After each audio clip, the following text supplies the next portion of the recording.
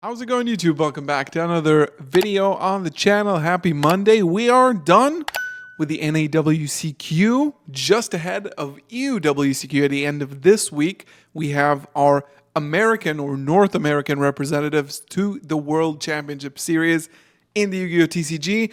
And I think there's a lot to break down with this tournament, specifically, obviously, the Fiendsmith Snake Eye deck, reigning supreme, proving as a almost tier 0 deck, but in terms of power level, definitely tier 0. And of course, shout out to Aditya to winning it all and taking it all home. Also, Ruben and Jose winning the playoffs. It's been pretty cool to see a lot of the gameplay shown on stream, but on the other hand, there's a lot to discuss as well. So if you like this type of content, make sure to leave a like on the channel or on the video and subscribe. We do this every time there's an event, but also we're going to do another episode of the podcast with Phi, breaking down these two WCQs after we have the European one. So obviously, first thing out of the way, there isn't VOD footage of the finals. So this is, I think, top 4 should be, with Aditya on the right here, who won it all with Fiendsmith Snake Eye. So obvious is, what do you see here? The Snake Eye combo, which is something that we've seen a lot throughout the event. Fiendsmith cards, ridiculously powerful. Moon Goddess of the Closed Heaven, really boosting the deck as a TCG import, or rather OCG import in Infinite Forbidden. And Infinite Forbidden is looking really incredible in terms of a set, because the power level is just on fire right now, especially with the fact that Konami has decided not to post a new Forbidden in a limited list before seeing the effects, quote unquote, of Infinite Forbidden in this tournament and in the EUWCQ. So it's only going to be in August. So this deck is probably as full power as it ever going to be, because this is not going to be the same as it is. We've seen a lot of the new Fiendsmith card take place in the deck. So we're seeing the Fiendsmith Desiree, the fusion here under the left extra monster zone. Very powerful card, non-targeting negate for any card. As long as you have a chainable, you can negate Imperm, negate Droplet and Dark Ruler as well. And other techs like Silhouette Rabbit being able to set Azarune from the deck as another pop, as another interruption, and as another summon negate. These are pretty obvious things, right? I think something interesting that I do want to discuss is the lack of bigger names. I'm not going to say like big names in general, but bigger names in the top cut. This was a top 64, right? All the best players in NA did attend this event.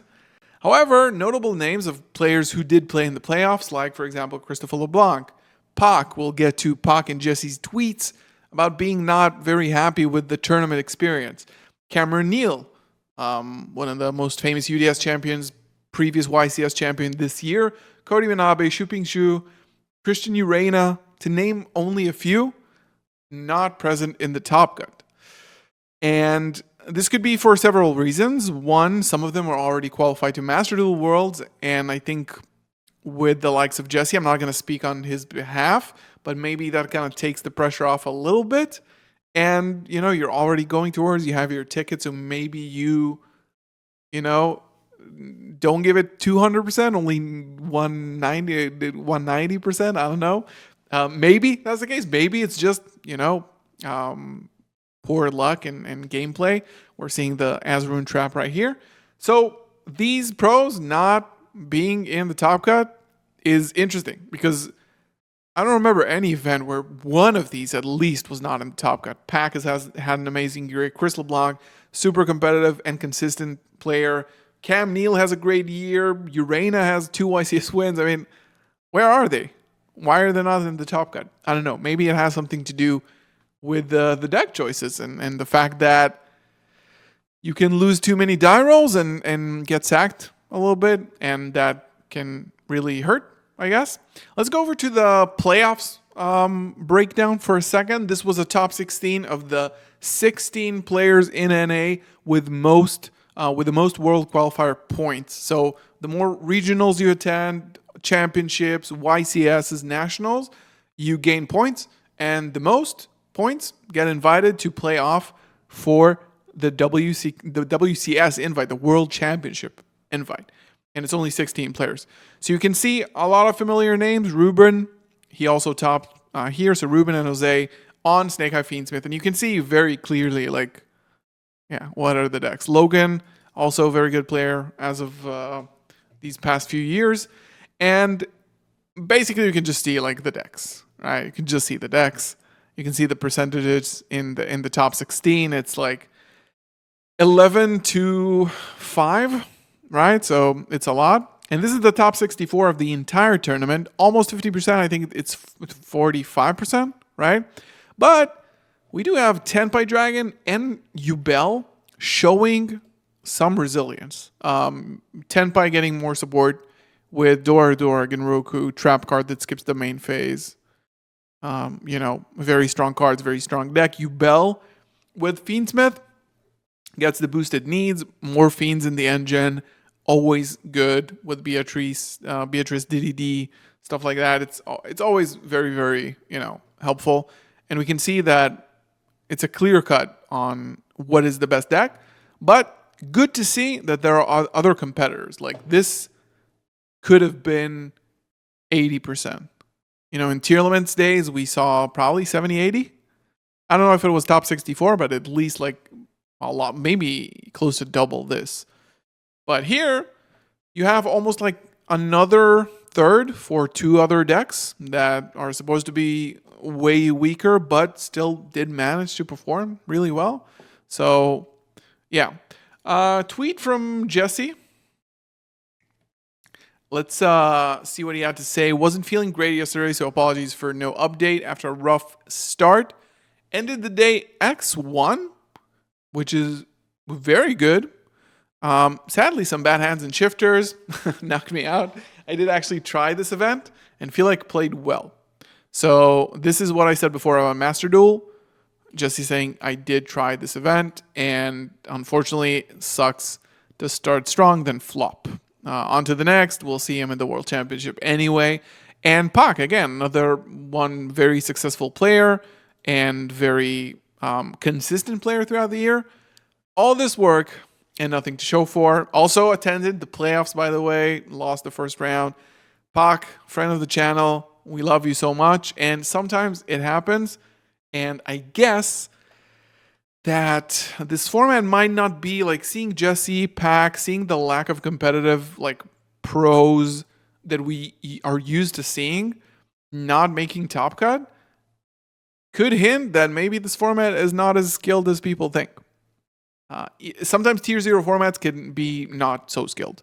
And I think this could be one of them because obviously players like Pack, Jesse, other pros that I mentioned have the card game skill to compete at this level, but when they don't convert in such an event, I think it tells something. Leave your thoughts below if you agree or disagree with this, but this is my theory.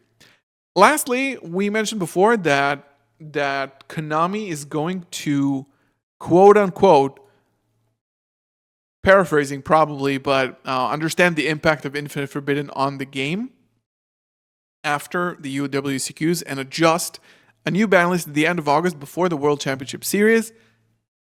They could hit Snake Eye Fiendsmith cards already. Snake Eye probably more than likely going to get hit in some way. But we are seeing the resilience of the set, I guess, compared to other sets. Most expensive card in the set, obviously, Fiendsmith Engraver. Just touching the $99, almost $100 mark. Malchami Perulia actually spiking up a lot. This was 30-ish, right? Almost 35, I guess. Now 57. Spiked back up. QCR is obviously going to be expensive. But then we go down. We have also a Stellar at $31, which is very respectable.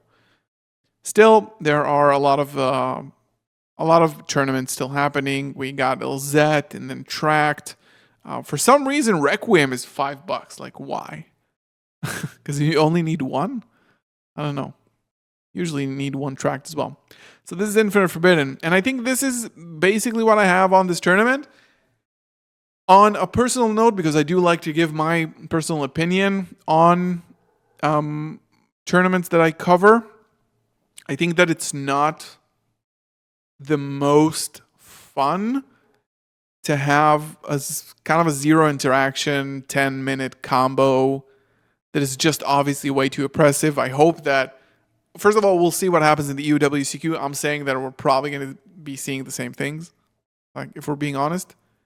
But we'll have to see and wait to find out. I think that overall, this set is extremely impactful. It hits the right spots. It gives the support for every deck that needs the Yubel, Snake Eye, Tenpai.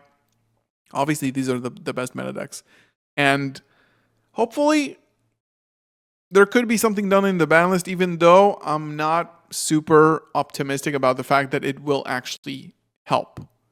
But we'll have to see. Maybe I'm wrong. Leave your thoughts down below on the tournament and the format. And more videos this week. Next week, of course, we're going to be doing an episode of the podcast. Thank you so much for watching. Love you guys. Have a good week. Peace.